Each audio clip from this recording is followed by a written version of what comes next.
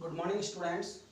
आज की क्लास में हम शाइनिंग थिंग्स जो चमकीली वस्तुएं हैं उसमें हमने कल के लेक्चर में कुछ क्वेश्चन आंसर सॉर्ट आउट किए थे। उसके बाद में कुछ बचे हुए थे क्वेश्चन नंबर, उससे आगे करते हैं। तो क्वेश्चन नंबर जो 4 था वहाँ से स्टार्ट करते हैं। 3 तक हमने हल कर लिया था।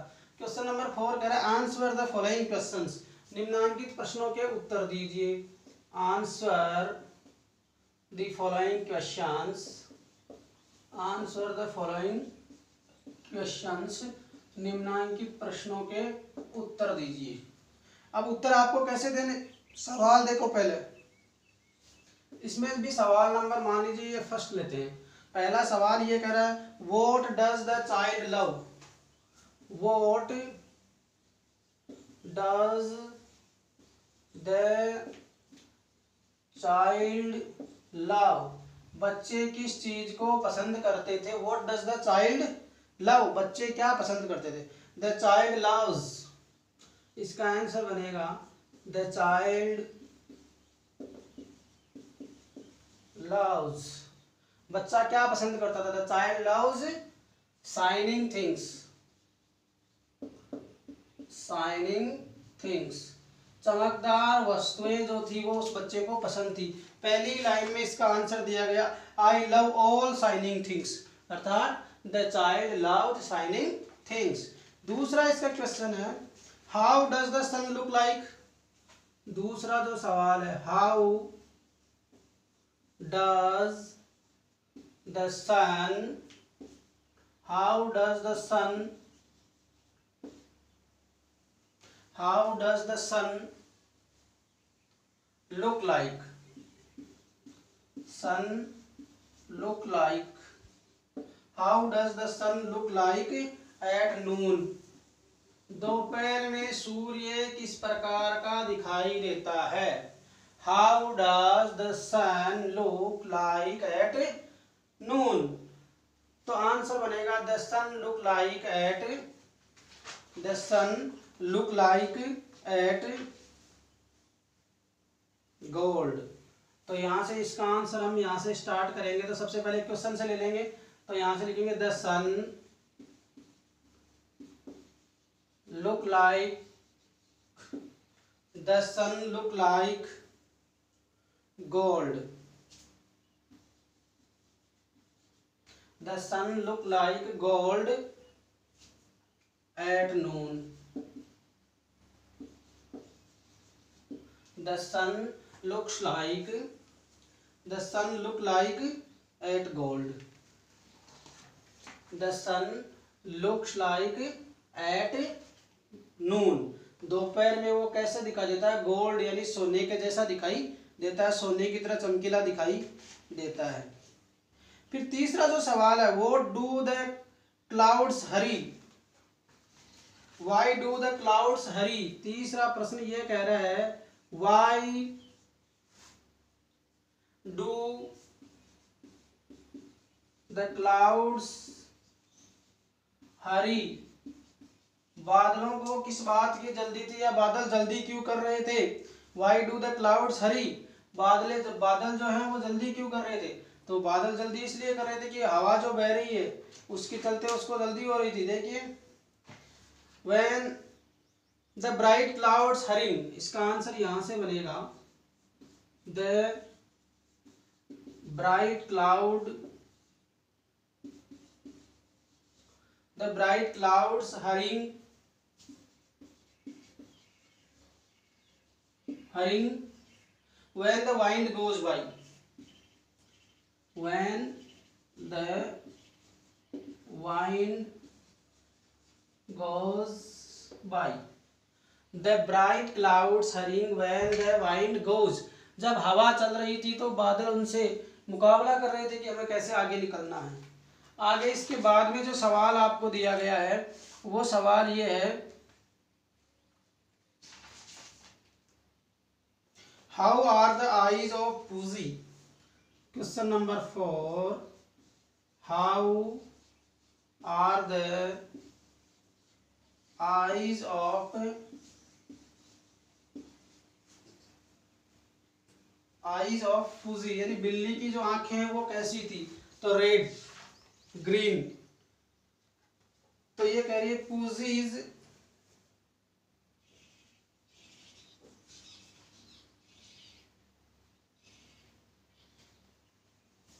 The eyes of pussy's, sorry short में करवा देता हूँ थोड़ा, pussy's green and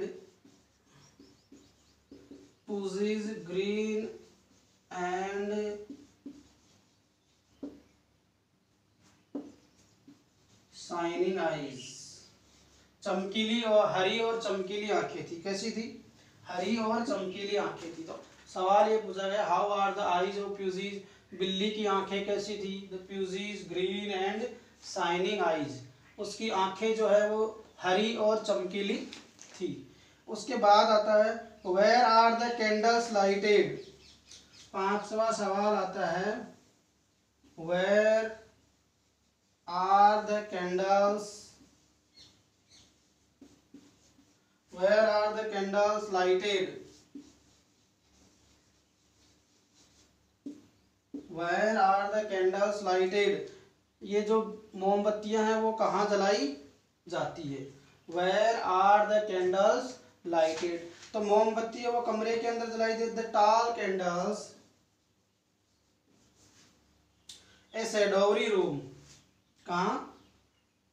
the tall candles lighted in a shadowy room, short में लिख लेते हैं, tall candles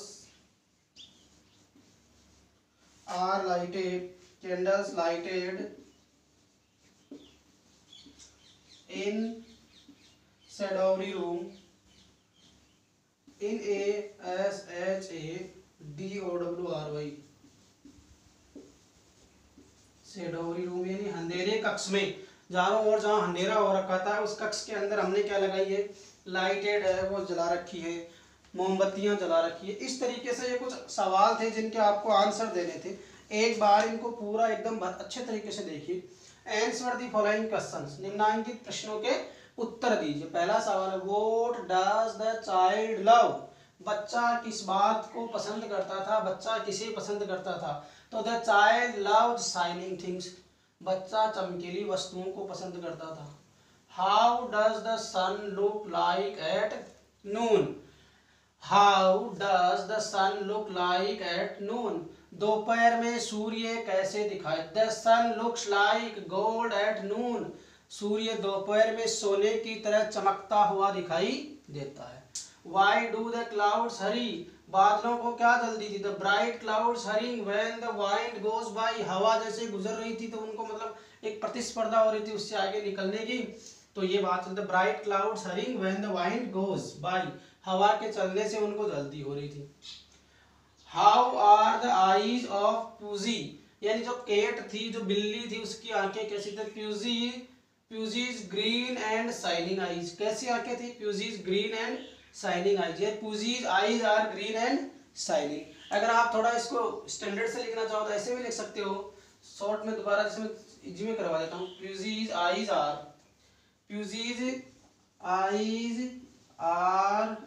green and shining, ऐसे भी हो सकता है। वो भी सही था कि उसकी बिल्ली की जो आंखें थी वो हरी और चमकीली थी, हरी और चमकीली थी। फिर था where are the candles lighted, मोमबत्तियां कहाँ जलाई गई थी? The candles lighted in a shadowy room, या the candles are lighted in the shadowy room, अंधेरे कक्ष में लाइटें हैं वो जलाई गई थी। तो इस प्रकार से हम कह सकते हैं कि अंधेरा, जो कक्ष में जो अंधेरा होता है, जहाँ पर बिल्कुल रोशनी नहीं होती है, वहाँ पर क्या जलाई गई थी? मोमबत्तियां हैं वो जलाई गई थी, जिससे कि क्या हो जाए? आपके कक्ष में बिल्कुल प्रकाश हो जाए। इस तरीके से ये 5 सवाल थे। इसके बाद जैसे हम आगे बढ़ते हैं तो इसमें ग्रामर का क्वेश्चन आता है, व्याकरण से संबंधित सवाल आता है। तो पहला इसमें जो सवाल है वो नाउन को लेकर के, इसको लेकर के संज्ञा। तो पहले हम थोड़ी सी संज्ञा के बारे में चर्चा करते हैं। नाउन होती क्या है? देखिए सबसे पहले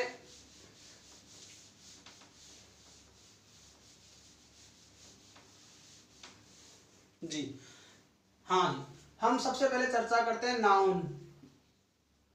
नाउन को हिंदी में कहते हैं संज्ञा। क्या कहते हैं? संज्ञा।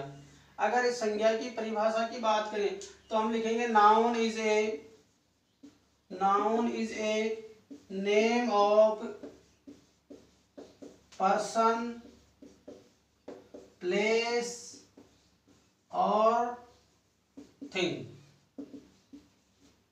Noun is a name of person, place और थिंग। संज्ञा किसी व्यक्ति, वस्तु, स्थान, गुण या भाव के नाम को क्या कहते हैं? संज्ञा कहते हैं। अगर हिंदी में बात करें तो किसी व्यक्ति, वस्तु, स्थान, किसी व्यक्ति वस्तु स्थान के नाम को संज्ञा कहते हैं। यदि किसी व्यक्ति का नाम है, किसी वस्तु का नाम है, किसी स्थान का नाम है, जैसे मान लो एग्जाम्पल दे देता हूं मैं आपको, जैसे मनोज किसी व्यक्ति का नाम है, पेन किसी वस्तु का नाम है, सीकर किसी स्थान का नाम है, जयपुर किसी स्थान का नाम है, बोर्ड किसी वस्तु का नाम है, मोहन किसी व्यक्ति का नाम है, तो किसी व्यक्ति, वस्तु, स्थान, इस तरह के जो नाम्स आते हैं उसको हम क्या कह सकते हैं? संज्ञा कह सकते हैं। जैसे मान लो आइसक्रीम आ गई, साल्ट आ गया, सिल्वर आ गया, गोल्ड आ गया, ये लो गोल्ड लिख देता हूँ, सोना, सिल्वर, चांदी, इस तरह के जो शब्द आते हैं जिससे किसी का नाम का पता चल रहा है कि सिल्वर क्या है, गोल्ड क्या है, जयपुर क्या है, बोर्ड क्या है, मोहन क्या है, ये सारे किसी न किसी व्यक्ति के, वस्तु के, स्थान के नाम हैं, इसलिए उसको हम क्या कहेंगे? संज्ञा कहेंगे। क्या कहेंगे? संज्ञा। अब मैं आपके सामने कुछ एग्जाम्पल्स रखूंगा जिसमें से आपको आइडेंटिफाई करना होता है, पहचान करनी होती है कि संज्ञा क्या होती है। अब संज्ञाएं कई प्रकार की भी होती हैं, तो हमारे पास पहला सवाल है, the cat is in the room. Exercise में number 1, the cat is in the room. The cat is in the room. The cat is in the room. ये फुल स्टॉप है और यहाँ आपको इसका आंसर छांट करके लिखना है। क्या लिखना है? कि इसमें से संज्ञा कौन सी है, यानी pick out the noun and write each sentence. इस वाक्य में से संज्ञा कौन सी है? तो बताओ, द कैट संज्ञा है कि रूम संज्ञा है? The cat is in the room, ये रूम जगह का नाम है, तो इसमें क्या आ जाएगा? कैट आ जाएगा और रूम भी आ जाएगा। दूसरा वाक्य, I like that blue box. दूसरा सेंटेंस है, I like that blue box. I like that blue box you have. अब मैंने दो सेंटेंस आपके सामने रखे, इनमें से मैंने छांटा। इसमें देखो, सब्जेक्ट आ गया, वर्ब आ गई, ये दैट कंजक्शन होता है, ब्लू किस बॉक्स के बारे में बता रहा है, तो ये एडजेक्टिव हो गया।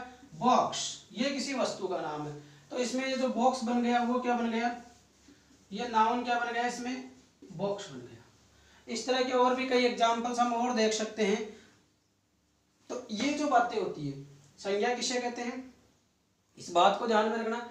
Noun is a name of person, place और थिंग।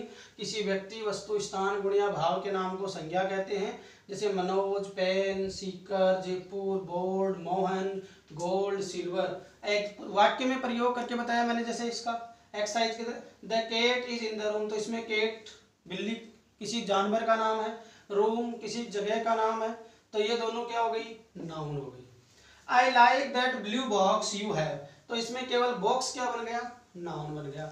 इस तरीके से हमें ग्रामर की दृष्टि से पहले चैप्टर में नाउन के बारे में थोड़ा पढ़ाया गया है। संज्ञा क्या होती है, संज्ञाएं कौन कौन सी होती हैं, ये आगे जैसे हम पढ़ेंगे तो उसमें आता जाएगा। इस तरीके से आपके लेसन नंबर 1 साइनिंग थिंग्स है, उसका जो है क्वेश्चन आंसर कंप्लीट होता है। कल नेक्स्ट क्लास में हम नया चैप्टर पढ़ेंगे। Thank you very much.